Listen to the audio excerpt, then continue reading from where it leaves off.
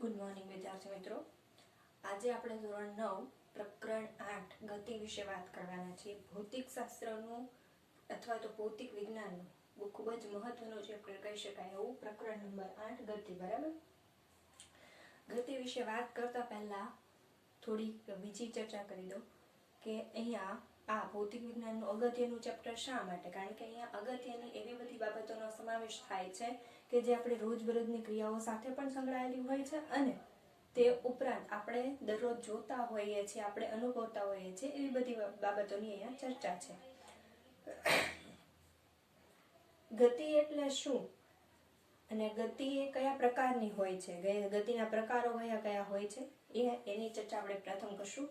તો ગતિ એટલે શું, પહેલા તો એ વાત કરીએ તો આપણે રોજબરોજની જે ક્રિયાઓ હોય એમાં કોઈ પણ વસ્તુ હોય તો એને કાં તો સ્થિર અવસ્થામાં જોઈએ છે અને કાં તો ગતિમાન અવસ્થામાં જોઈએ છે। સ્થિર અવસ્થામાં અને ગતિમાન અવસ્થામાં કઈ રીતે? જો હું એવું કહું કે આ બોર્ડ છે તો બોર્ડ એ કઈ અવસ્થામાં છે? સ્થિર અવસ્થામાં છે। હું ચાલી રહી છું તો હું કંઈક શું કરી રહી છું? ગતિ કરી રહી છું, એટલે કે હું કેવી અવસ્થામાં છું? ગતિમાન અવસ્થામાં છું।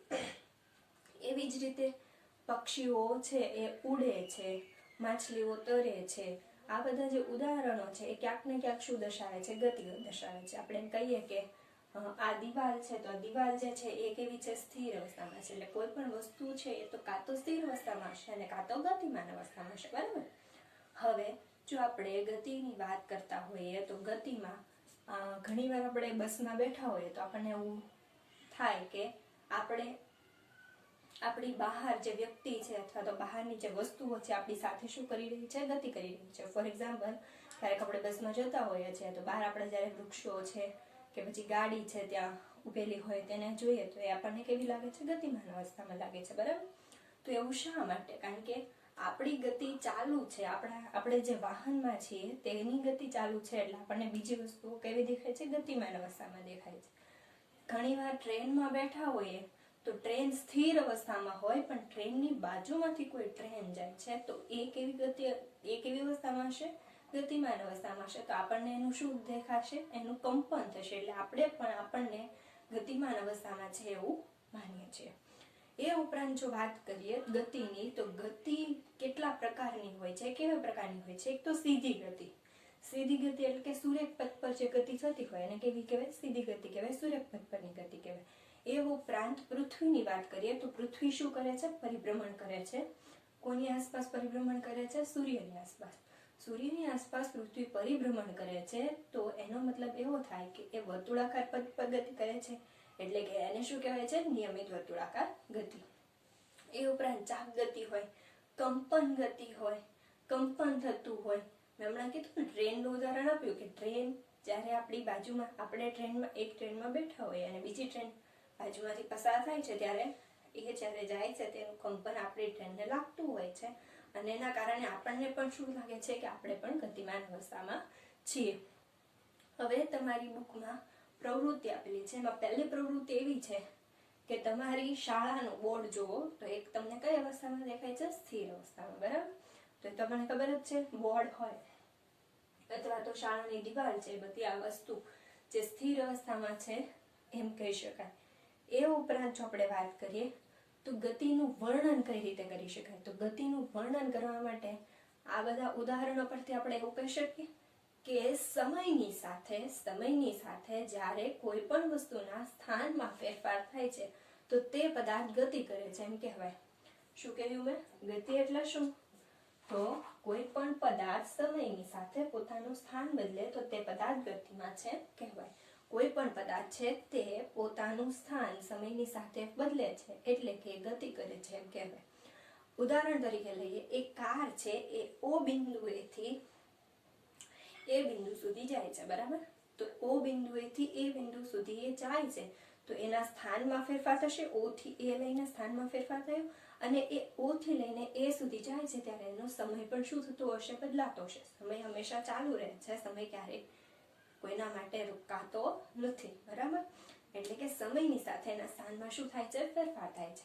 હવે જો આપણે ગતિનું વર્ણન કરવું હોય તો એનું જે સ્થાન છે એ ક્યાંથી ગણવામાં આવે? ગતિ છે એ કેવા પ્રકારની છે અને એને ક્યાંથી ગણવામાં આવે એ વાત લઈએ તો મેં એવું કીધું કે O થી લઈને એ બિંદુ સુધી, તો કોઈ એવું એક તો બિંદુ હોવું જોઈએ ને કે જ્યાંથી તેનું અંતર માપી શકાય અથવા તો જ્યાંથી એને સ્થાન એમાં ફેરફાર કર્યો છે એમ કહી શકાય. તો હા, તો એ જે બિંદુ છે ઓ બિંદુ, એને એનું શું કહેવામાં આવે છે? સંદર્ભ બિંદુ. એટલે કે જ્યાંથી વસ્તુ કે વ્યક્તિ કે જેની પણ શરૂઆત થાય છે, ગતિની શરૂઆત થાય છે, એને એ બિંદુને શું કહેવામાં આવે છે? એનું ઉગમ બિંદુ. ફોર એક્ઝામ્પલ, ઉગમ બિંદુ કોઈ વસ્તુનું સ્થાન દર્શાવવા માટે આપણને એ સંદર્ભ બિંદુની જરૂર પડે છે, તેને શું કહેવામાં આવે છે? ઉગમ બિંદુ. કોઈ વસ્તુનું સ્થાન દર્શાવવા માટે આપણે એક બિંદુનું જરૂર પડે છે, તેને શું કહેવામાં આવે છે? ઉગમ બિંદુ. દાખલા તરીકે ફરી એકવાર, એક બસ છે એ ઓ બિંદુ એથી એ બિંદુ સુધી જાય છે અને 10 કિલોમીટરનું અંતર કાપે છે.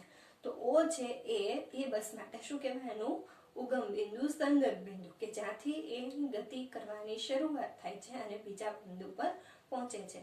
હવે હું એમ કહું છું કે ઓ થી લઈને એ સુધી જાય છે, બરાબર? તો ઓ એનું શું થયું? પ્રારંભિક સ્થાન. જ્યાંથી ગતિની શરૂઆત થાય છે એનું શું થયું? પ્રારંભિક સ્થાન. અને એ સુધી પહોંચે છે તો એનું શું થયું? અંતિમ સ્થાન. બરાબર? એટલે કે ઉગમ બિંદુ એટલે શું કહી શકાય? કોઈ વસ્તુનું સ્થાન દર્શાવવા માટે આપણને એક સંદર્ભ બિંદુની જરૂર પડે છે, તેને શું કહેવામાં આવે છે? ઉગમ બિંદુ. ત્યારબાદ જોઈએ સુરેખ પથ પર ગતિ. સુરેખ પથ પર ગતિ એટલે મેં ચેપ્ટરની શરૂઆતમાં, પ્રકરણની શરૂઆતમાં જ કીધું કે સુરેખ પથ પર ગતિ એટલે કે સીધી રેખામાં જે ગતિ થાય છે તેને શું કહેવામાં આવે છે? સુરેખ પથ પરની ગતિ. સીધી દિશાની જે ગતિ હોય છે તેને સુરેખ પથ પરની ગતિ કહેવામાં આવે છે. એક ઉદાહરણ દ્વારા સમજીએ કે કઈ રીતે. તો ઓ થી એ બિંદુ સુધીની આપણે વાત કરીએ. અહીંયા આ જે આપેલું છે એ કિલોમીટરમાં આપેલું છે આપણને. 0 કિલોમીટર, 5 કિલોમીટર, 0 કિલોમીટર એટલે લખેલું છે કે અહીંયાથી ગતિની શરૂઆત થાય છે. 5 કિલોમીટર, 10 કિલોમીટર, 15, 20, 25, 30, 35, 40, 50, 55 અને 60. કોઈ કાર લઈ લે યા બસ લઈ લે યા તો કોઈ પણ વસ્તુ લઈ લે, બરાબર? તો હું એવું કહું છું કે 0 થી એનું શરૂઆત થાય છે એટલે ઓ એનું શું થઈ ગયું? ઉગમ બિંદુ થઈ ગયું. હમણાં જ વાત થઈ ને, ઉગમ બિંદુ એટલે કોઈ વસ્તુનું સ્થાન દર્શાવવા માટે કોઈ એક બિંદુની આપણને જે જરૂર પડે છે, કોઈ સ્થાનની જરૂર પડે છે, અને શું કહેવામાં આવે છે? ઉગમ બિંદુ. તો ત્યાંથી એની શરૂઆત થાય છે. તો ઓ થી શરૂઆત કરીને એ સુધી પહોંચે છે વસ્તુ. એ થી ફરીવાર બી અને બી થી સી સુધી પહોંચે છે અને સી પર આવીને અટકી જાય છે. શું કીધું મેં? ઓ થી એની શરૂઆત થાય છે, ઓ થી જાય છે, એ સુધી પહોંચે છે, ફરીવાર એ થી એ ફરી પાછું આવે છે અને ક્યાં સુધી અટકે છે? સી સુધી અટકે છે. એટલે કે આપણે એવું કહી શકીએ કે તેને ઓ થી સી સુધી એનું અંતર કાપ્યું હશે, બરાબર? હવે મેં એવું કીધું કે ઓ થી સી સુધીનું અંતર કાપ્યું છે. તો આ અંતર શું છે? કોઈ પણ વસ્તુ જ્યારે ગતિ કરે છે ત્યારે એના સ્થાનમાં સમય સાથે કઈ ફેરફાર થાય છે. તો એ સ્થાનમાં જે ફેરફાર થાય છે એનું શું કહેવાય? અંતર કહેવાય. મેં ઉદાહરણ આપ્યું કે દાખલા તરીકે એક કાર ઓ બિંદુથી એ બિંદુ સુધી જાય છે. તો ઓ થી એ બિંદુ સુધી એનો કેટલા કિલોમીટરનું અંતર હશે એમ આપણે કહી શકીએ? એમ વિચારી શકીએ કે એનું અંતર હશે એ જેની ગતિ હશે, બરાબર ને? તો અંતર એ શું છે? એની ગતિ છે કે એને એટલી ગતિ કરેલી છે. તો અંતરની વ્યાખ્યા આપણે કઈ રીતે આપી શકીએ? તો આપેલા સમયગાળામાં ગતિ કરતા પદાર્થે કાપેલા ગતિપથની કુલ લંબાઈને અંતર કહે છે. ફરી એકવાર, આપેલા સમયગાળામાં કોઈ એક ચોક્કસ સમયગાળો ગતિ કરતા પદાર્થે કાપેલા ગતિપથની કુલ લંબાઈને અંતર કહે છે. ગતિપથની કુલ લંબાઈ એટલે કે ઓ થી એ બિંદુ સુધીનું અંતર. કાર જે છે અને ત્યાં સુધીનું અંતર કાપેલું છે એમ કહી શકાય, બરાબર? અહીંયા જુઓ, ઓ થી એ ક્યાં સુધી જાય છે? એ સુધી. અને એ થી ફરી પાછું ક્યાં સુધી આવે છે? સી. અહીંયા આપણે એવું કીધું ગતિપથની કુલ લંબાઈ. કુલ લંબાઈ એટલે કે ઓ થી એ કેટલા કિલોમીટર છે? 60 કિલોમીટર. અને એ થી સી તો જેની કુલ પથ લંબાઈ થાય ને, તો ઓ થી એ 60. અહીંયા આપણે એવું લખી શકીએ કે અંતર બરાબર ઓ એ પ્લસ એ થી સી, એટલે એ સી લખી શકીએ. હા, તો અંતર બરાબર ઓ એ પ્લસ એ સી. હવે જો વાત કરું તો ઓ એ નું જે અંતર છે કેટલું છે? 60 છે. આ 60 છે. હવે અહીંયા એ થી સી વચ્ચેનું અંતર લેવું હોય તો કઈ રીતે લઈ શકાય? 60 - 25 એવી રીતે લઈ શકાય. 60 - 25 કેટલા થાય? 35. અને જો એ રીતે ના ગણવું હોય તો 5, 10, 15, 20, 25, 30 ને 35 એ રીતે પણ ગણી શકાય, અથવા તો 5, 10, 15, 20, 25, 30 અને 35 બધા વચ્ચેનો જે ગેપ છે, જે ગાળો છે, 5-5 કિલોમીટરનો છે, એટલે કે કેટલું થશે 35 કિલોમીટર. તો અહીંયા OA છે 60 પ્લસ 35 એટલે કે કેટલા થાય 95 કિલોમીટર, બરાબર. એટલે કે એનું જે કુલ અંતર હશે, ગતિપથની કુલ જે પથ લંબાઈ હશે કેટલી હશે 95 કિલોમીટર. હવે બીજી એક વ્યાખ્યા આવે છે સ્થાનાંતર. તો અંતર અને સ્થાનાંતર એ બંનેમાં શું ફરક છે? તો એના માટે સ્થાનાંતરની પહેલા વ્યાખ્યા જોઈએ. પદાર્થના ગતિપથના પ્રારંભિક સ્થાનથી અંતિમ સ્થાન સુધીના અંતરને, ક્યાંથી? પ્રારંભિક સ્થાનથી અંતિમ સ્થાન સુધીના અંતરને. પ્રારંભિક સ્થાન કયું હતું? O હતું. આ O શું છે આપણું? પ્રારંભિક સ્થાન. અહીંયા હું લખું છું પ્રારંભિક સ્થાન. અને અહીંયા C છે, એનું શું હતું? અંતિમ સ્થાન. તો આમાં શું કહે છે? કુલ પથ લંબાઈ એવો શબ્દ નથી, અહીંયા તફાવત છે. શેનો? અંતિમ સ્થાન અને પ્રારંભિક સ્થાન વચ્ચેનો. અંતિમ સ્થાન આપણું C છે અને પ્રારંભિક સ્થાન કેટલું છે? O છે. તો અહીંયા આપણે સ્થાનાંતર માટે શું લખી શકીએ? OC બરાબર, OC એટલે કે એનું સ્થાનાંતર, OC એટલે કે એનું સ્થાનાંતર કઈ રીતે? તો અંતિમ સ્થાન માઇનસ પ્રારંભિક સ્થાન. OC બરાબર અંતિમ સ્થાન માઇનસ પ્રારંભિક સ્થાન. અથવા તો અહીંયા સ્થાનાંતર બરાબર લખી શકો, સ્થાનાંતર બરાબર અંતિમ સ્થાન માઇનસ પ્રારંભિક સ્થાન. અંતિમ સ્થાન કયું છે? C 25 કિલોમીટર અને પ્રારંભિક સ્થાન શું છે? 0 એટલે કે 25 કિલોમીટર. એટલે કે એનું સ્થાનાંતર કેટલું થયું હશે? 25 કિલોમીટર, બરાબર. એટલે કે અંતર અને સ્થાનાંતર. અંતર એટલે શું? કે ગતિપથની જે કુલ લંબાઈ છે, કુલ પથ લંબાઈ છે, એને અંતર કહેવામાં આવે છે. જ્યારે સ્થાનાંતર છે એટલે શું? તો અંતિમ સ્થાન અને પ્રારંભિક સ્થાન વચ્ચેનો જે તફાવત છે એને શું કહેવામાં આવે છે? સ્થાનાંતર.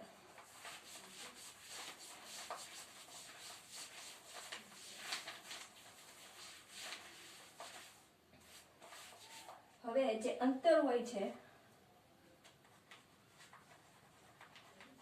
જે અંતર છે એને મૂલ્ય જ ખાલી હોય છે, એને દિશા હોતી નથી. અંતર એ શું દર્શાવે છે? મૂલ્ય દર્શાવે છે, એને દિશા હોતી નથી.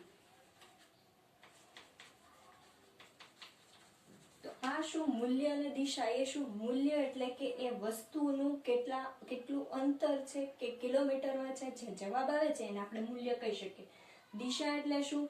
એ જે પદાર્થ છે એ સીધી દિશામાં ગતિ કરે છે કે પછી પાછો વિરુદ્ધ દિશામાં પણ ગતિ કરે છે, એવું શું અંતર દર્શાવે છે? તો નહીં, એવું અંતર દર્શાવતું નથી. જો અહીંયા O થી A સુધી જાય છે, પછી A થી વિરુદ્ધ દિશામાં પણ પાછો આવે છે, A થી C સુધી.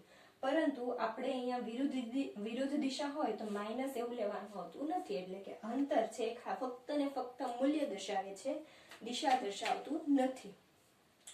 જ્યારે કે સ્થાનાંતર છે એ મૂલ્ય અને દિશા બંને દર્શાવે છે. શું છે? મૂલ્ય અને દિશા બંને દર્શાવે છે. કઈ રીતે?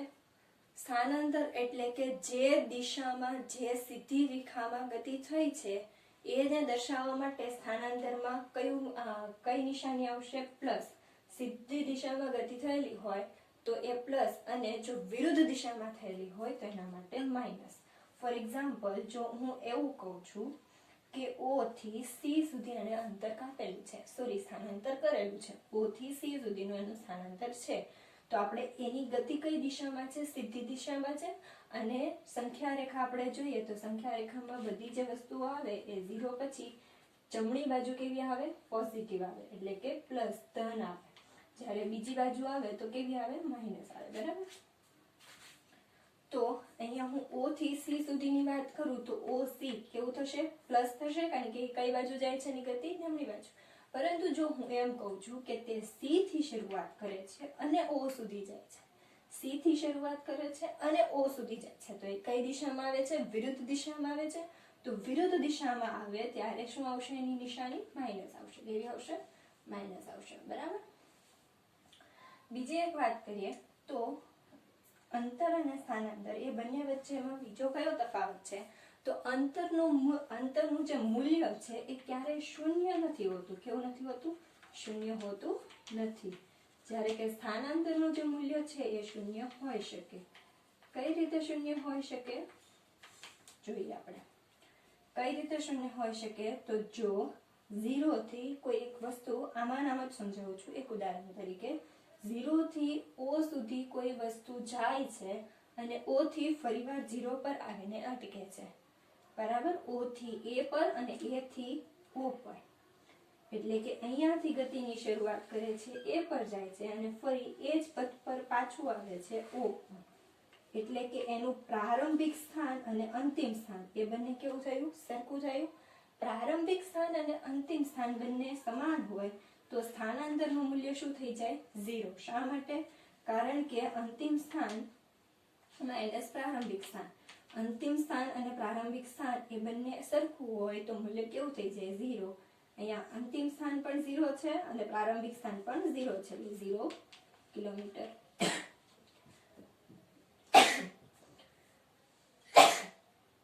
એ ઉપરાંત જો અંતરની વાત કરીએ તો અંતરનું મૂલ્ય મેં એવું કીધું કે ક્યારેય શૂન્ય હોતું નથી. શૂન્ય નથી હોતું તો કેવું હોય છે? શૂન્ય નથી હોતું એટલે કે એની કુલ પથ લંબાઈ લેવાની હોય, એટલે આપણે કે એની ગતિ જ દર્શાવવાની હોય, એટલે ક્યારેય શૂન્ય ના હોય. કેમ ના હોય? જો મેં એવું કીધું હોય કે 0 થી A પર જાય છે અને A થી ફરીવાર O પર આવે છે તો આપણે ગતિપથની કુલ પથ લંબાઈ એટલે અંતર દર્શાવે છે એવું કહીએ તો O થી A એટલે કે 60 કિલોમીટર અને A થી ફરીવાર O એટલે કે બીજું 60 કિલોમીટર, એટલે કે 60 + 60 એટલે અંતર કેટલું થઈ જશે, 120. એનું મૂલ્ય 0 થતું નથી. આ અંતર અને સ્થાનાંતર વચ્ચેનો તફાવત છે. જો અંતર અને સ્થાનાંતર વચ્ચેનો તફાવત પૂછાય છે તો એમાં મહત્વના મુદ્દા તરીકે તમે આ મુદ્દાઓને નોંધ કરી શકો. કયા કયા? પહેલા તો એની વ્યાખ્યા લખવાની છે, આ અંતર અને સ્થાનાંતરની. અંતર એટલે શું? આપેલા સમયગાળામાં જે વસ્તુ છે એને કાપેલા કુલ ગતિપથની જે લંબાઈ છે એને શું કહેવામાં આવે છે, અંતર કહેવામાં આવે છે. અને સ્થાનાંતર એટલે શું કે પદાર્થના પ્રારંભિક સ્થાન અને અંતિમ સ્થાન વચ્ચેનો જે તફાવત છે એને શું કહેવામાં આવે છે, સ્થાનાંતર કહેવામાં આવે છે. બીજો મુદ્દો, અંતર એ મૂલ્ય દર્શાવે છે, દિશા દર્શાવતું નથી. અંતર એ મૂલ્ય દર્શાવે છે, દિશા દર્શાવતું નથી. જ્યારે સ્થાનાંતરની વાત કરીએ તો સ્થાનાંતર એ મૂલ્ય અને દિશા બંને દર્શાવે છે.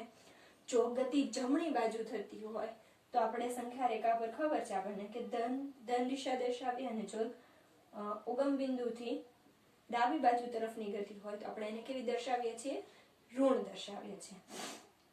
તો સ્થાનાંતર એ મૂલ્ય અને દિશા બંને દર્શાવે છે. અંતર એનું મૂલ્ય ક્યારેય શૂન્ય હોતું નથી. શૂન્ય શા માટે નથી હોતું? તો કારણ કે તેની ગતિપથની કુલ લંબાઈ લેવામાં આવે છે, કુલ પથ લંબાઈ લેવામાં આવે છે, એટલે કે એનું મૂલ્ય ક્યારેય શૂન્ય હોઈ શકે નહીં. એમાં હંમેશા શું થતો હોય છે, સરવાળો થતો હોય છે. જ્યારે કે સ્થાનાંતર છે એમાં પ્રારંભિક સ્થાન માઇનસ અંતિમ સ્થાન, અંતિમ સ્થાન માઇનસ પ્રારંભિક સ્થાન હોય છે. એટલે કે અંતિમ સ્થાનના મૂલ્યમાંથી પ્રારંભિક સ્થાન બાદ કરવાનું હોય છે. એટલે કે અહીં આપણે ઉદાહરણ તરીકે લીધું કે O થી A અને A થી O, તો O થી A જાય છે અને A થી O આવે છે તો પ્રારંભિક સ્થાન અને અંતિમ સ્થાન બંને કેવું છે, એક જ છે, 0. તો 0 - 0 = 0 કિલોમીટર. એટલે કે આપણે એમ કહી શકીએ કે સ્થાનાંતર.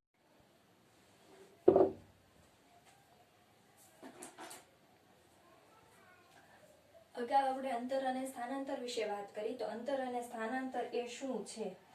તો અંતર, ફરી એકવાર, અંતર એટલે કે વસ્તુ અથવા પદાર્થે કાપેલી કુલ ગતિપથની જે લંબાઈ છે તેને શું કહેવામાં આવે છે, અંતર કહેવામાં આવે છે. તેને મૂલ્ય અને દિશા, મૂલ્ય હોય છે અને દિશા હોતા નથી. જ્યારે કે સ્થાનાંતર છે એ શું છે, તો પ્રારંભિક સ્થાન અને અંતિમ સ્થાન વચ્ચેનો જે અંતર છે તેને શું કહેવામાં આવે છે, સ્થાનાંતર. બરાબર, સ્થાનાંતર કહેવામાં આવે છે. એને મૂલ્ય અને દિશા બંને હોય છે. ફરી એકવાર, અંતરને મૂલ્ય હોય છે, દિશા હોતા નથી. સ્થાનાંતરને મૂલ્ય અને દિશા બંને હોય છે. હવે તેના માટેના એકમો કયા કયા છે? તો અંતર અને સ્થાનાંતર માટેના એકમ. તો અંતર અને સ્થાનાંતર એ માપવા માટે આપણે એવું કહીએ છીએ કે કોઈ એક વસ્તુ છે અથવા તો કોઈ એક પદાર્થ છે એ O બિંદુથી શરૂઆત કરે છે, A સુધી જાય છે, બરાબર. તો આ વચ્ચેનું જે અંતર છે આપણે એની લંબાઈ લઈએ તો લંબાઈને આપણે શેમાં માપીએ છીએ, મીટર અથવા તો કિલોમીટરમાં માપીએ છીએ. શેમાં માપીએ છીએ, મીટર અથવા તો કિલોમીટર. નાનો એકમ મીટર છે અને જો વધારે અંતર હોય તો એને આપણે શેમાં માપીએ છીએ, કિલોમીટરમાં. એટલે કે અંતર અને સ્થાનાંતર બંને માટેના એકમો કયા કયા છે, મીટર અથવા તો કિલોમીટર. તમે એને મીટરમાં પણ માપી શકો અને કિલોમીટરમાં પણ માપી શકો. હવે એક ઉદાહરણ અથવા તો પ્રવૃત્તિની વાત હું કરું તો પ્રવૃત્તિ આપણે એવી લઈએ એક કે તમે કોઈ એક મેદાનમાં જાઓ છો અથવા તો કોઈ ગ્રાઉન્ડ લઈ લો કે જ્યાંથી તમે એ બિંદુથી એને માપવાની શરૂઆત કરો છો, અહીંયાથી લઈને અહીંયા સુધી. એ બિંદુથી વિરુદ્ધ બાજુએ આવેલા ખૂણા સુધી તમે એને માપો છો. એ બિંદુથી વિરુદ્ધ આવેલા ખૂણા સુધી તમે એને માપો છો, એટલે કે એ થી લઈને સી સુધી. આ બી અને આ ડી. તો એ થી સી જે છે એ વચ્ચેનું જે અંતર છે એ કેટલું હશે અને સ્થાનાંતર કેટલું હશે, બરાબર. હવે જો હું એમ વાત કરું કે અંતરની, તો પણ જો આની લંબાઈ 10 મીટર હોય, આની લંબાઈ 10 મીટર હોય તો 10 + 10 કેટલી થશે? 20 મીટર થશે. શું થશે? લંબાઈ 20 મીટર થશે, બરાબર. અને સ્થાનાંતરની વાત કરીએ તો અહીંયા સ્થાનાંતર કેટલું છે? સી. અને પ્રારંભિક સ્થાન પણ કેટલું? પ્રારંભિક સ્થાન છે એ. એટલે કે આની વાત કરીએ તો આ શું થશે? એસી થશે. તો એને શું કહેવામાં આવશે? સ્થાનાંતર. અંતિમ સ્થાન અને પ્રારંભિક સ્થાન વચ્ચેનું અંતર, એને શું કહેવામાં આવશે? સ્થાનાંતર. તો આ શું છે? અંતર. તો સ્થાનાંતર કેટલું હશે? તો સ્થાનાંતર શોધવા માટે આપણે શું કરવું પડે? તો સ્થાનાંતર બરાબર પાયથાગોરસનો પ્રમેય યાદ હોય તો તમને, એમાં શું આવે કે AC² બરાબર AB² + BC², બરાબર. આ એક ત્રિકોણ છે એ લઈએ છીએ આપણે. AC² બરાબર AB² + BC². હવે AC² આપણને આપેલું નથી, શોધવાનું છે. શું શોધવાનું છે? સ્થાનાંતર. તો AC² શોધવાનું છે. AB² આપેલું છે 10. 10 નો વર્ગ કેટલો થશે? 100 મીટર. અને BC² તો એનો પણ વર્ગ કેટલો થશે? 100 મીટર, બરાબર. 100 + 100 કેટલા થશે? 200. 100 + 100 કેટલા થશે? 200. તો AC². હવે જો આ વર્ગને આપણે દૂર કરવો હોય તો સામે શું લેવું પડે? વર્ગમૂળ લેવું પડે. તો AC બરાબર વર્ગમૂળમાં 200. વર્ગમૂળ 200 ને કઈ રીતે લખી શકાય? 100 × 2. 100 નું જો વર્ગમૂળ કાઢીએ તો એ નીકળે છે કેટલું આવે છે? 10. અને વર્ગમૂળ 2 ના વર્ગમૂળ 2, બરાબર. એટલે કે આ જે એનું સ્થાનાંતર હશે કેટલું હશે? 10√2 કિલોમીટર, સોરી મીટર. 10 અને √2 મીટર, બરાબર. એટલે કે આપણે જો વાત કરીએ તો અંતર અને સ્થાનાંતરની, તો અંતર એનું 20 મીટર હશે, જ્યારે કે એનું સ્થાનાંતર કેટલું હશે? 10 અને √2 કિલોમીટર. એટલે કે એનું સ્થાનાંતર અને અંતર બંને કેવા આવે છે? અલગ આવે છે. ત્યારબાદ આપણે જે વાહનો હોય, વાહનોની ઝડપ જે માપવામાં આવે અથવા તો વાહનો કેટલી કિલોમીટરથી ચાલે છે, કિલોમીટર પ્રતિ કલાકની ઝડપથી ચાલે છે, એ માપવા માટે વાહનની આગળ એક મશીન હોય છે. શું હોય છે? એનું નામ ઓડોમીટર કહેવામાં આવે છે. શું કહેવામાં આવે છે? ઓડોમીટર. એટલે કે તમે એવું કહી શકો કે વસ્તુની ઝડપ માપવા માટે, એવું પૂછાય કે વસ્તુની ઝડપ માપવા માટે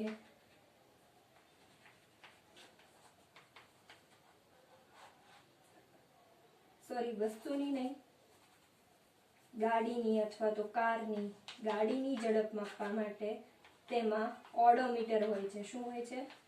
તેમાં ઓડોમીટર હોય છે. તે ઓડોમીટર શું માપે છે? વસ્તુની ઝડપ માપે છે. અને એ ઝડપ શેમાં હોય છે? કિલોમીટર પ્રતિ કલાકમાં હોય છે. હવે આ ઝડપ શું છે? તો અંતર અને અંતર એમાં જે ફેરફાર થાય છે સમયની સાથે, એને શું કહેવામાં આવે છે? એની ઝડપ. એની વિશે આપણે ચર્ચા કરીએ એ પહેલા પેજ નંબર 100 પર તેમાં પહેલો પ્રશ્ન છે એ શું છે? પ્રશ્નોની ચર્ચા કરી લઈએ. કોઈ વસ્તુ દ્વારા કંઈક અંતર કપાયેલ છે, શું તેનું સ્થાનાંતર 0 હોઈ શકે? જો હા, તો આપના ઉત્તરને ઉદાહરણ દ્વારા સમજાવો. આગળ મેં સમજાવેલું છે કઈ રીતે. તો આમાં એવું કીધેલું છે કોઈ વસ્તુ દ્વારા કંઈક અંતર કપાય છે. આપણે ધારી લઈએ કે આ વસ્તુ O છે અને એના દ્વારા A સુધીનું અંતર કપાય છે, બરાબર. શું તેનું સ્થાનાંતર 0 હોઈ શકે? શું તેનું અંતર અને સ્થાનાંતર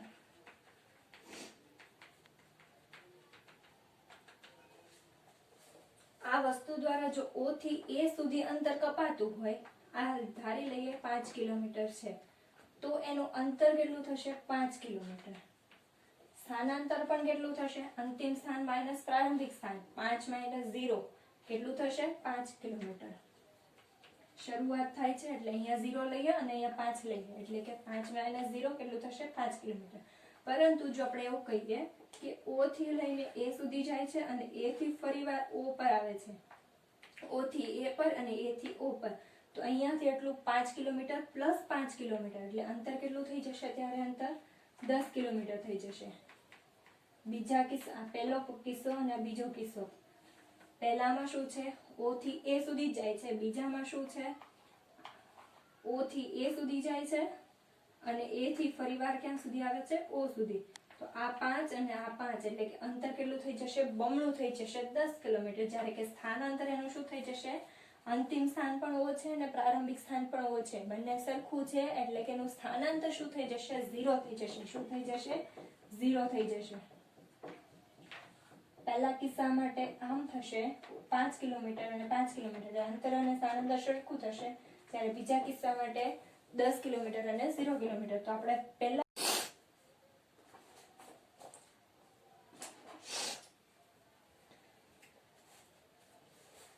એક ખેડૂત 10 મીટર લંબાઈના એક ચોરસની ધારે 40 સેકન્ડમાં એક ચક્કર પૂર્ણ કરે છે. તો ત્યારબાદ આપેલું છે 2 મીટર 20 સેકન્ડ બાદ આ ખેડૂતે પ્રારંભિક સ્થાનથી કેટલું સ્થાનાંતર કર્યું હશે? સ્થાનાંતર કીધું છે 2 મિનિટ અને 20 સેકન્ડ પછી. તો પહેલા તો આપણે શું લઈએ? 2 મિનિટ. 2 મિનિટને આપણે કેમ શેમાં ફેરવવી પડે? સેકન્ડમાં ફેરવવી પડે. 2 મિનિટને સેકન્ડમાં ફેરવવા માટે શું કરશું? 1 મિનિટ એટલે કે કેટલી સેકન્ડ થાય? 60 સેકન્ડ. તો 2 મિનિટ એટલે કેટલી સેકન્ડ થશે? 2 મિનિટ એટલે 120 સેકન્ડ. 60 ગુણ્યા 2 120 સેકન્ડ થાય. 2 મિનિટ અને 20 સેકન્ડ કીધું છે. 2 મિનિટ અને 20 સેકન્ડ કીધું છે. તો આ 2 મિનિટ આપણને મળી ગઈ 120 અને એની ઉપરની 20 સેકન્ડ એટલે કે 120 પ્લસ 20 તો કેટલી થશે? 140 સેકન્ડ થશે. ટોટલ કેટલી સેકન્ડ થશે? 40 સેકન્ડ. આપણને એવું કીધું છે કે એક ચક્કર પૂર્ણ કરતા કરે એટલે કે O થી લઈને ફરીવાર A થી લઈને ફરીવાર એ ક્યાં જવાનું છે? A સુધી જવાનું છે. A થી લઈને ફરીવાર A સુધી જવાનું છે. તો તેને કેટલો સમય લાગે છે? 40 સેકન્ડ લાગે છે. કેટલું લાગે છે સમય? એને 40 સેકન્ડ લાગે છે.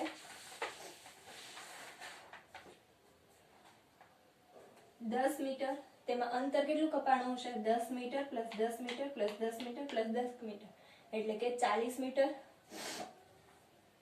એટલે કે એક ચક્કર પૂર્ણ કરતા 40 મીટર અંતર કાપ્યું હશે.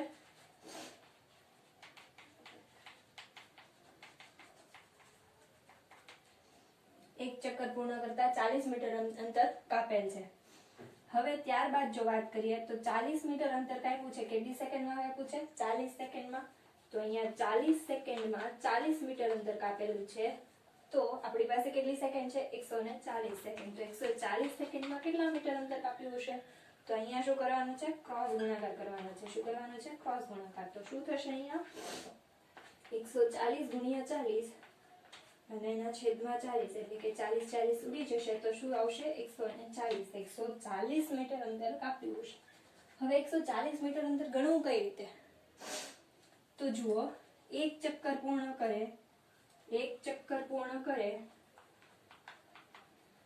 ચક્કર 1 ત્યારે અંતર 40 મીટર. બીજું આવે ત્યારે શું આવે? 40 પ્લસ 40 એટલે કે 80 મીટર. અહીંયાથી શરૂઆત કરે 10 10 10 10 40. ત્યારબાદ બીજું ચક્કર 10 પ્લસ 10 પ્લસ 10 પ્લસ 10 એટલે કે 40 ને 40 શું કરવાના? ઉમેરવાના છે. એટલે કે 40 અને 40 80 મીટર. ત્યારબાદ ત્રીજું ચક્કર પૂર્ણ કરે તો 80 માં પણ 40 ઉમેરવાના. તો કેટલા થશે? 120 મીટર. આપણને કેટલા મીટર જોઈએ છે? 140 મીટર જોઈએ છે. કેટલા આવ્યા આપણી પાસે? 120 મીટર. એટલે કે પહેલું ચક્કર A થી શરૂઆત કરશે. એક ચક્કર પૂર્ણ કરે છે, બીજું ચક્કર પૂર્ણ કરે છે, ત્રીજું ચક્કર પૂર્ણ કરે છે. હવે ત્રીજું ચક્કર પૂર્ણ કરે ત્યારે તે A પર પહોંચે છે ત્યારે એનું અંતર કેટલું કમાણું હશે? 120 મીટર. તો 120 મીટરથી A જાય છે અહીંયા B સુધી. તો 120 પ્લસ 10 કેટલું થશે? 130 અને 130 પ્લસ 10 એટલે કે કેટલું થશે? 140 મીટર. 140 મીટર થાય અહીંયા. તો અહીંયા શું થાય કે AC એનું શું થશે? સ્થાનાંતર થશે. એસી શું થશે? એનું સ્થાનાંતર. અને આપણે શોધવાનું છે શું? એસી શોધવાનું છે. એસી એનું સ્થાનાંતર થશે. તો અહીંયા આપણે આગળ એક દાખલામાં મેં સમજાવેલું બાસ્કેટબોલ વાળામાં કે એમાં શું કરવાનું છે? તો પાયથાગોરસનો પ્રમેય લગાવવાનો છે. AC² બરાબર AB² પ્લસ BC², 10 નો વર્ગ પ્લસ 10 નો વર્ગ, અને જે આવે તે તેનો જવાબ. તો કઈ રીતે થશે? AC નો સ્ક્વેર બરાબર AB² પ્લસ BC². AB² આપેલું છે 10 એટલે કે 10 નો વર્ગ 100. AB² આપેલું છે 10, 10 નો વર્ગ 100. BC આપેલું છે 10, 10 નો વર્ગ કેટલો થશે? 100 એટલે કે 100. 100 ને 100 200. તો AC² બરાબર 200. અહીંયા વર્ગ છે, વર્ગને દૂર કરવા શું લાવવું પડે? આપણે વર્ગમૂળ લાવવું પડે. તો AC બરાબર √200 અથવા તો √200. 200 ને શું લખી શકાય? 100 ગુણ્યા 2 લખી શકાય. તો આપણે એવું લખીએ 100 ગુણ્યા 2. 100 નું વર્ગમૂળ નીકળે, 2 નું વર્ગમૂળ નીકળતું નથી. નીકળે પણ શેમાં આવે? પોઈન્ટમાં જવાબ આવશે. એટલે આપણે શું કરશું? એને એમ જ રહેવા દઈશું. તો AC શું થશે? 10. 100 નું વર્ગમૂળ શું થાય? 10 એટલે કે 10 12 અને 2 મીટર. આ શું આવશે? એનું સ્થાનાંતર. સ્થાનાંતર કેટલું થયું હશે? 10 અને √2 મીટર. બીજો સવાલ છે, જોઈએ. સ્થાનાંતર માટે નીચેના પૈકી કયું સાચું છે? સ્થાનાંતર માટે નીચેના પૈકી કયું સાચું છે? તો તે શૂન્ય હોઈ શકે નહીં. તો સ્થાનાંતર શૂન્ય હોઈ શકે એટલે પહેલું વિધાન કેવું છે? ખોટું. પહેલું વિધાન કેવું છે? ખોટું છે. તેનું મૂલ્ય વસ્તુ દ્વારા કપાયેલા અંતર કરતાં વધુ હોય છે. તેનું મૂલ્ય વસ્તુ દ્વારા કપાયેલા અંતર કરતાં વધુ ક્યારે હોઈ શકે નહીં. કારણ કે તે પ્રારંભિક સ્થાન અને અંતિમ સ્થાન જ દર્શાવે છે. એટલે કે એનું મૂલ્ય ક્યારે વધારે હોઈ શકે નહીં. એટલે કે બંને જે વિધાનો છે કેવા છે? ખોટા છે. ફરી એકવાર, સ્થાનાંતર માટે નીચેના પૈકી કયું સાચું છે? તો તે શૂન્ય હોઈ શકે નહીં. તો એ પણ ખોટું છે. તે શૂન્ય હોઈ શકે. જ્યારે પ્રારંભિક સ્થાન અને અંતિમ સ્થાન બંને એક હોય ત્યારે સ્થાનાંતરનું મૂલ્ય કેવું હોય છે? શૂન્ય હોય છે. બીજું વિધાન છે, તેનું મૂલ્ય વસ્તુ દ્વારા કપાયેલા અંતર કરતાં વધુ હોય છે. તેનું મૂલ્ય વસ્તુ દ્વારા કપાયેલા અંતર કરતાં ક્યારે પણ વધારે ના હોઈ શકે. કારણ કે પ્રારંભિક સ્થાન અને અંતિમ સ્થાન એક હોય ત્યારે એનું મૂલ્ય 0 થઈ જાય છે. અને જ્યારે પ્રારંભિક સ્થાન અને અંતિમ સ્થાનનો તફાવત લેવાનો હોય છે ત્યારે અંતરના મૂલ્ય કરતાં તે હંમેશા કેવું આવે છે? ઓછું આવે છે. કેવું આવે છે? ઓછું આવે છે. એનાથી વધારે હોઈ શકે નહીં.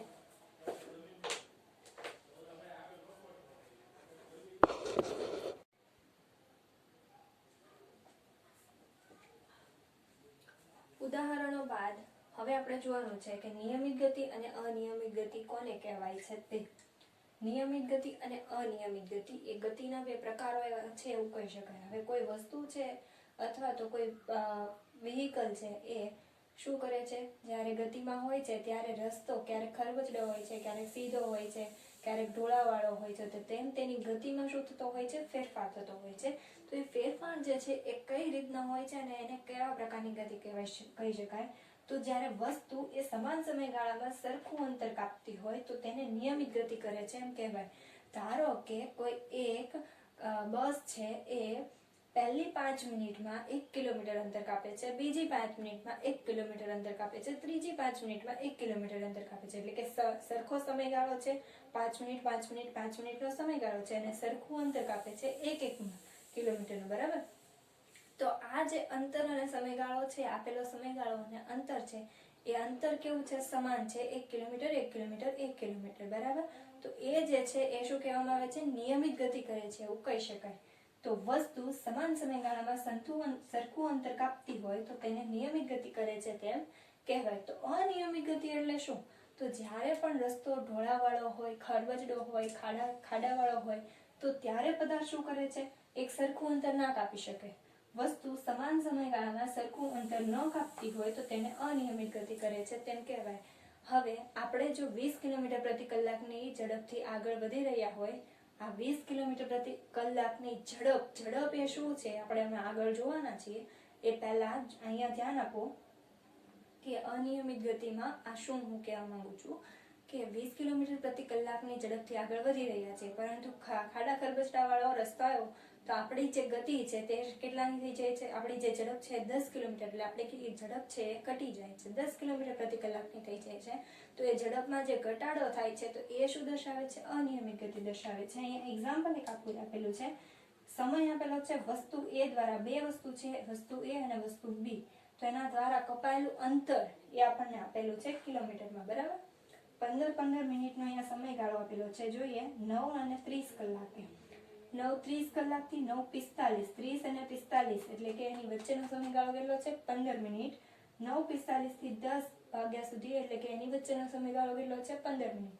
એટલે કે 15 મિનિટનો સમયગાળો આપેલો છે અને તેમાં વસ્તુ એ કેટલું અંતર કાપેલું છે ને વસ્તુ બી દ્વારા કેવું અંતર કપાય છે તેની વાત કરવામાં આવેલી છે. તો વસ્તુ એની વાત કરીએ તો પહેલી 15 મિનિટમાં એ 10 કિલોમીટરનું અંતર કાપે છે. આ શેમાં આપેલું છે? કિલોમીટરમાં. જ્યારે બીજી વસ્તુ છે એ કેટલું કિલોમીટર અંતર કાપે છે? 12. બીજી 15 મિનિટમાં એ 20 કિલોમીટર અંતર કાપે છે અને વસ્તુ બી 19.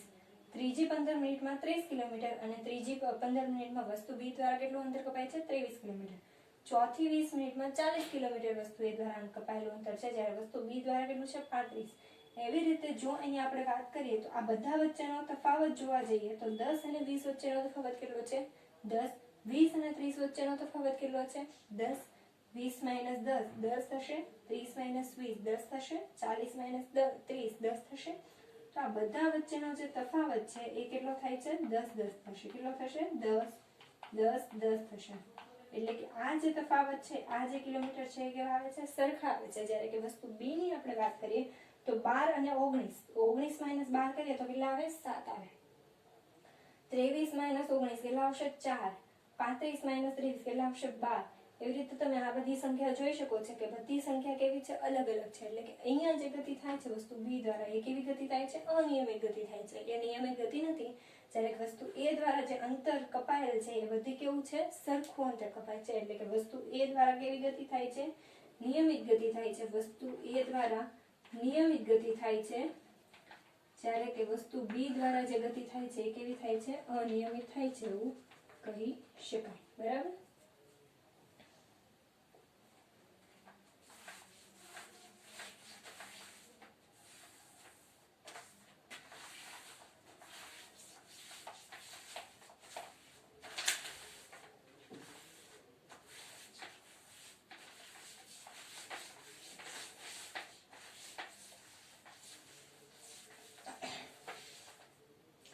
આગળ જો આપણે વાત કરીએ તો ગતિના દરનું માપન કઈ રીતે કરવામાં આવે છે એ.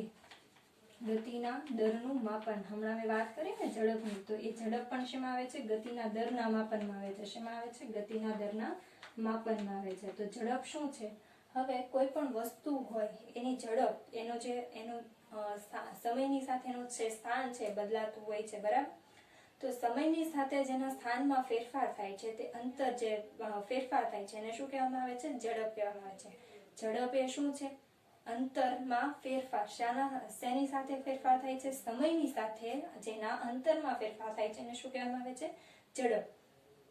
દાખલા તરીકે અત્યાર સુધીના જે બધા ઉદાહરણો લીધા એ જ કે કોઈ એક વસ્તુ એ બિંદુથી બી સુધી જાય છે તો કોઈક સમયગાળામાં એનું એ થી બી સુધી શું થાય છે? અંતરમાં ફેરફાર થાય છે. તો એ એની શું દર્શાવે છે? ઝડપ. તો આપણે ઝડપ માટે એવું કહી શકીએ કે કોઈ વસ્તુ છે એ વધારે ઝડપથી ગતિ કરતી હોય, કોઈ વસ્તુ એ ઓછી ઝડપથી ગતિ કરતી હોય. તો એવી રીતે ઝડપ કેવી હોઈ શકે? ઓછી વધતી હોઈ શકે છે.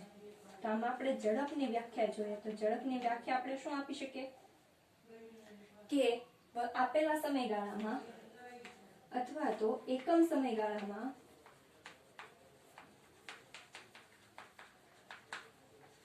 વસ્તુ દ્વારા કપાયેલા અંતરને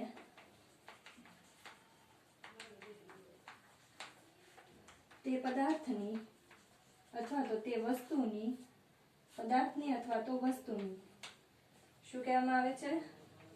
ઝડપ કહે છે. શું કહે છે? ઝડપ કહે છે. એટલે કે આપણે ઝડપ માટેનું સૂત્ર લખી શકીએ. એકમ સમયગાળો. એકમ સમયગાળો, એકમ જ્યારે શબ્દ આવે ત્યારે એકમ હંમેશા ક્યાં આવે? છેદમાં આવે, નીચે આવે. એકમ સમયગાળો એટલે કે સમય. એકમ સમયગાળામાં કપાયેલા વસ્તુ દ્વારા અંતરને શું કહેવામાં આવે છે? એની ઝડપ. તો ઝડપ બરાબર અંતર ભાગ્યા સમય. હવે આપણે આગળ વાત કરી તેવી રીતે અંતરમાં શું હોય છે, મૂલ્ય અને દિશામાં મૂલ્ય હોય છે, દિશા હોતી નથી. મૂલ્ય હોય છે જ્યારે દિશા નથી. તો જો અંતર સાથે ઝડપ એ સંકળાયેલું હોય તો ઝડપમાં પણ શું આવશે, મૂલ્ય આવશે, પરંતુ તેની દિશા આવતી નથી. એટલે કે આમાં ધન અને ઋણ દર્શાવવાનું હોતું નથી. જે પણ હોય છે એ હંમેશા કેવું આવે છે, ધન જ આવે છે. કારણ કે અંતર હંમેશા શું કરવાનું હોય છે, એની કુલ પથ લંબાઈ લેવાની હોય છે. એટલા માટે હંમેશા કેવું મળશે આપણને, ધન મળશે, ક્યારેય ઋણ મળશે નહીં. એટલે કે અહીંયા મૂલ્ય હોય છે પરંતુ એની દિશા હોતી નથી. એવી જ રીતે ઝડપમાં પણ મૂલ્ય હોય છે પરંતુ એની દિશા હોતી નથી.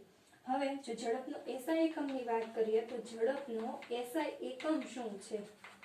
ઝડપનો એસઆઈ એકમ, તો એના માટે આપણને અંતરનો પહેલા તો એકમ ખબર હોવી જોઈએ. તો અંતરના એકમ માટે આપણે શું કીધું, મેં એવું કીધું હતું, મીટર, કિલોમીટર અથવા તો સેન્ટીમીટર. સેન્ટીમીટર એ ખૂબ જ નાનું માપ છે એટલે એ બહુ ખૂબ જ ઓછું લેવામાં આવે છે, પરંતુ આપણે એને લઈ તો શકીએ જ. તો અંતરના એકમો કયા કયા છે? પહેલા તો અંતરના એકમો કયા છે? સેન્ટીમીટર, મીટર અને કિલોમીટર. સમય માટે શું વપરાય? સેકન્ડ, મિનિટ અથવા તો કલાક, એટલે કે અવર. અવરનો એચ વાપરવામાં આવે. સેકન્ડ માટે એસ હોય છે અને મિનિટ માટે મિનિટ હોય છે, બરાબર? Centimetre, metre, kilometre, second, minute અથવા તો અવર. તો આનો જો આપણે એકમ લેવા જઈએ તો સેન્ટીમીટરની સાથે શું લાગે છે? સેકન્ડ લાગે છે. મીટરની સાથે પણ શું લાગે છે? સેકન્ડ લાગે છે. તો ઝડપનો એસઆઈ એકમ શું થશે? સેન્ટીમીટર પ્રતિ સેકન્ડ, મીટર પ્રતિ સેકન્ડ અથવા તો કિલોમીટર પ્રતિ કલાક. કિલોમીટર પ્રતિ કલાક. કિલોમીટરની સાથે શું લગાડવામાં આવે છે? અવર લગાડવામાં આવે છે. શું લગાડવામાં આવે છે? અવર લગાડવામાં આવે છે. કારણ કે કલાકમાં ફેરફાર થતો હોય એટલે કે બહુ મોટો સમયગાળો છે અને લાંબા સમયગાળામાં વધારે અંતર કપાતું હોય એટલે કે મોટો એકમ એની સાથે લેવામાં આવે છે. કલાકની સાથે કિલોમીટર જ લેવામાં આવે છે. હા, જો તમારે એને સેકન્ડમાં ફેરવવું હોય તો તમે ફેરવી શકો છો. એવી જ રીતે અહીંયા સેન્ટીમીટર પ્રતિ સેકન્ડ છે તો એને સેકન્ડ અને સેન્ટીમીટર શા માટે લેવામાં આવે છે? કારણ કે સેકન્ડ એટલે કે ખૂબ જ ઓછી સેકન્ડમાં ખૂબ ઓછું અંતર કાપી શકાય છે. એટલે સેન્ટીમીટરની સાથે નાનાની સાથે નાનો એકમ છે, જ્યારે મોટાની સાથે મોટો એકમ છે. અહીંયા તમે સેકન્ડની જગ્યાએ તમને જો મિનિટ આપેલું હોય મીટરની સાથે તો સેન્ટીમીટરની સાથે, તો તમે મીટરને સેકન્ડમાં કન્વર્ટ કરીને, રૂપાંતર કરીને એના જવાબો લાવી શકો છો.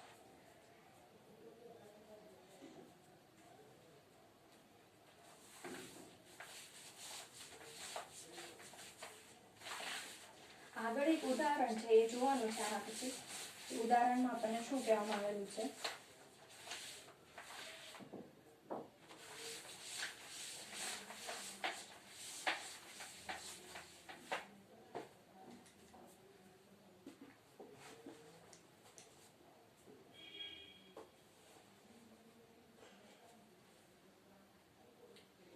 અહીંયા મેં ઝડપની વાત કરી.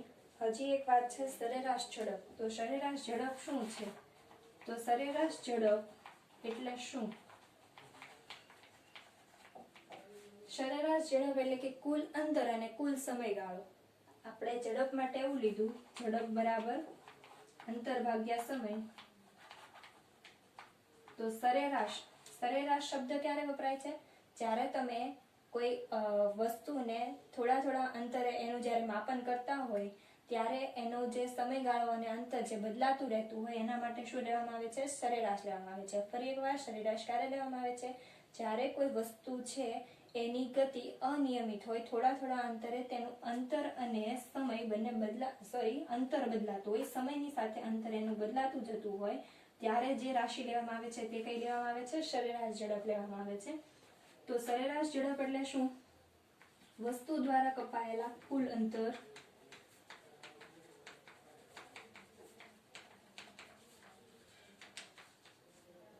ભાગ્યા સમયગાળો અથવા તો કુલ સમયગાળો. એને શું કહેવામાં આવે છે? સરેરાશ ઝડપ. વસ્તુ દ્વારા કપાયેલ કુલ અંતર અને તે અંતર કાપવા માટે લાગેલો કુલ સમય, એને શું કહેવામાં આવે છે? સરેરાશ ઝડપ. બરાબર? સરેરાશ ઝડપ વસ્તુ દ્વારા અંતરને આપણે એસ વડે, ડી વડે દર્શાવી શકીએ છીએ. સમયગાળાને આપણે ટી વડે દર્શાવીએ છીએ અને ઝડપને આપણે v વડે દર્શાવીએ છીએ. શેના વડે દર્શાવીએ છીએ? v વડે. તો આનું સૂત્ર શું લખી શકાય? v બરાબર s ના છેદમાં t. હવે એની નીચે આપણે ઉદાહરણ જોઈએ. દાખલા નંબર 1. શું આપેલું છે એમાં? તો એક વસ્તુ છે એ 4 સેકન્ડમાં 16 કિલોમીટર અંતર કાપે છે. એક વસ્તુ છે 4 સેકન્ડ એટલે કે સમયગાળો આપેલો છે t, 4 સેકન્ડ, અને અંતર એટલે કે s આપેલું છે આપણને. કેટલું આપેલું છે? 16 મીટર. કેટલું આપેલું છે? 16 મીટર અંતર કાપે છે. ત્યારબાદ 2 સેકન્ડમાં બીજું 16 મીટર અંતર કાપે છે. પહેલી 4 સેકન્ડમાં 16 મીટર અને બીજી એટલે કે આ t1 અને s1, t2 શું આવશે? 2 સેકન્ડ, અને s2 બીજી 2 સેકન્ડમાં કેટલા કિલોમીટર અંતર કાપે છે? 16 મીટર અંતર કાપે છે. 16 મીટર અંતર કાપે છે. એટલે કે હમણાં વાત થઈ ને કે સરેરાશ ક્યારે લેવામાં આવે? જ્યારે વસ્તુ એ અનિયમિત ગતિ કરતી હોય, એટલે કે થોડા સમયગાળામાં તેનું જે અંતર છે એ અલગ આવતું હોય ત્યારે. પહેલી 4 સેકન્ડમાં 16 મીટર અને બીજી 2 સેકન્ડમાં 16 મીટર. એટલે કે અહીંયા સમયગાળો અલગ છે. અહીંયા 4 સેકન્ડ આપેલી છે ને બાકીની ક્યારે માપવામાં આવે છે? બીજી સેકન્ડે માપવામાં આવે છે. તો શું કીધું છે આગળ? તો આ વસ્તુની સરેરાશ ઝડપ કેટલી હશે? તો સરેરાશ ઝડપ માટે શું કરવામાં આવે છે? સરેરાશ ઝડપનું આપણે સૂત્ર લખીએ. સરેરાશ ઝડપ બરાબર કુલ અંતર ના છેદમાં કુલ સમય. કુલ અંતરના છેદમાં કુલ સમય. કુલ અંતર. હવે અંતર આપણે કુલ અંતર લેવું હોય તો આપણે શું કરવું પડે? s1 + s2 કરવું પડે. તો અહીંયા આપણે કરી શકીએ. કુલ અંતર બરાબર 16 + 16 કેટલા થશે? 6 ને 6 12, વધી પડી 1, 1 2 ને 3 એટલે કે 32 મીટર થશે. અને સમયગાળો કેટલો થશે? 4 અને 2, 4 અને 2 સેકન્ડ એટલે કે કેટલું થશે? 6 સેકન્ડ થશે. 6 સેકન્ડ એટલે કે અહીંયા આપણે શું લખી શકીએ? 32/6. હવે 32 ને 6 વડે ભાગીએ તો 6 ના ઘડિયામાં ક્યાંય 32 આવે છે? તો 6 × 35 થશે. બરાબર. જો ભાગાકાર કરીએ તો 6 × 35 થશે. અહીંયા કેટલું નીકળશે? 2 નીકળશે. અને હવે 2 નથી આવતું તો અહીંયા શું આવશે? પોઈન્ટ આવશે. અહીંયા 0 લાગશે. 6 તેરી 18, 19 ને 20 ફરીવાર 20 વધશે. 6 તેરી 18 એટલે કે આપણો જે જવાબ છે શું આવશે? 5.33. હવે એકમ લખવાનો ફરજિયાત હોય છે. એકમ ન લખવાના અડધોથી 1 માર્ક્સ કપાય છે. દાખલા ઉપર આધાર હોય છે કે દાખલો કેટલા માર્ક્સમાં છે. એકમ શું આવશે? તો એકમ તમને ના ખબર હોય, યાદ ન હોય તો શું કરવાનું? આ શેમાં આપેલું છે? મીટરમાં. આ શેમાં આપેલું છે? સેકન્ડમાં. તો આને શું કરવાનું? 5.33 મીટર પ્રતિ સેકન્ડ. તો આનો જવાબ શું આવી જશે? 5.33 મીટર પ્રતિ સેકન્ડ.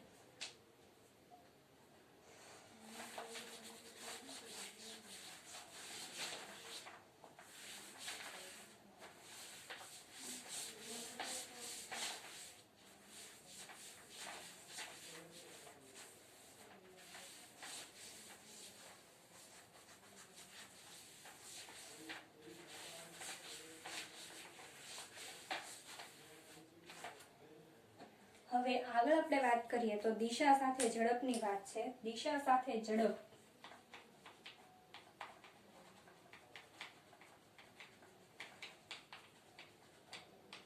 પહેલા શું હતું? ખાલી ઝડપ હતી. ઝડપ અને સરેરાશ ઝડપ. ઝડપ એટલે શું? કે કોઈ પણ વસ્તુ એ આપેલા સમયગાળામાં જે અંતર કાપે છે એને શું કહેવામાં આવે છે? ઝડપ કહેવામાં આવે છે.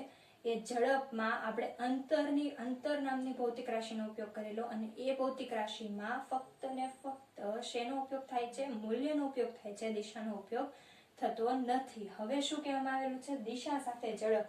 તો દિશા સાથે ઝડપ એને શું કહેવામાં આવે છે? પહેલા તો દિશા સાથે ઝડપ એને વેગ કહેવામાં આવે છે. શું કહેવામાં આવે છે? વેગ કહેવામાં આવે છે. દિશા સાથે ઝડપ એને વેગ કહેવામાં આવે છે. એટલે કે આપણે જો વેગની વ્યાખ્યા આપવી હોય તો આપણે શું આપી શકીએ? આપેલા સમયગાળામાં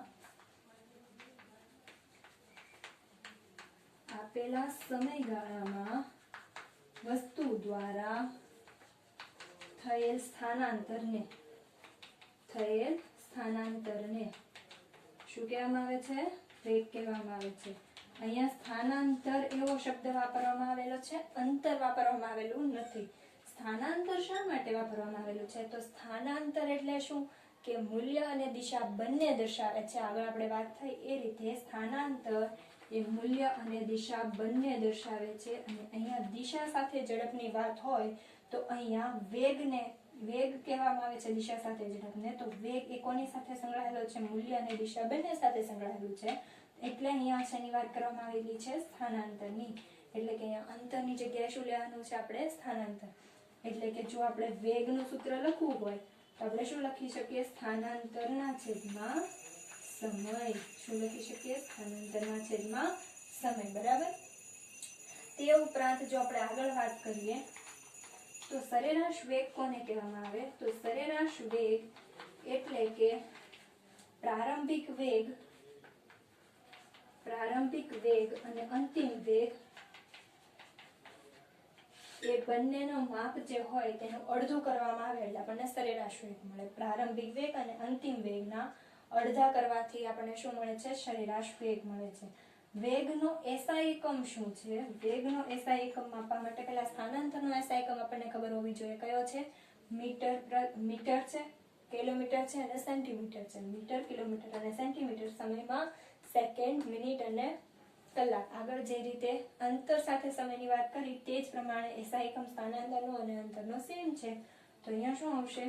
મીટર પ્રતિ સેકન્ડ, સેન્ટીમીટર પ્રતિ સેકન્ડ અથવા તો કિલોમીટર પ્રતિ કલાક. આ શું છે? એના એસઆઈ એકમ છે. શું છે એના?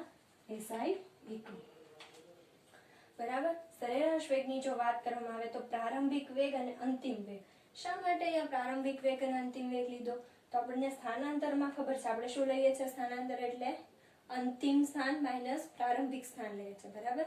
તો અંતિમ સ્થાન અને પ્રારંભિક સ્થાન વચ્ચેનું જે અંતર હોય એને આપણે લઈએ છીએ સ્થાનાંતર. અહીંયા આપણે સરેરાશ વેગમાં શું લેવાનું છે? તો પ્રારંભિક વેગ અને અંતિમ વેગ લેવાનો છે. પ્રારંભિક વેગને u વડે અને અંતિમ વેગને v વડે દર્શાવવામાં આવે છે. એવી જ રીતે સરેરાશ વેગ છે એને શું કરવા કે લખવામાં આવે છે? u પ્લસ v ના છેદમાં 2. એ બંનેનો સરવાળો કરવામાં આવે છે અને પછી એના શું કરવામાં આવે છે? અડધા કરવામાં આવે છે. ઉદાહરણ આપું તો એક જે કાર છે એ 0 સ્થાનથી શરૂઆત કરે છે, R બિંદુ સુધી પહોંચે છે. 0 થી શરૂઆત કરે છે, R બિંદુ સુધી પહોંચે છે. તો અહીંયા 0 થી જ્યારે એને શરૂઆત કરેલી હશે ત્યારે એનો જે વેગ છે એ અહીંયા જ્યારે એને શરૂઆત કરેલી છે ત્યારનો વેગ અને R સુધી પહોંચે છે ત્યારનો વેગ, આ બંનેનો સરવાળો અને એના અડધા કરવાથી આપણને શું મળે છે? સરેરાશ વેગ મળે છે. જે શરૂઆતનો વેગ હોય તેને પ્રારંભિક વેગ અને અંતિમ વેગ કોને કહેવામાં આવે છે? જે અંત, જ્યાં આપણો અંત થાય છે તેને શું કહેવામાં આવે છે? અંતિમ વેગ. તો સરેરાશ વેગ એટલે પ્રારંભિક વેગ અને અંતિમ વેગ એના અડધા કરવાથી જે મળે છે તેને શું કહેવામાં આવે છે? સરેરાશ વેગ.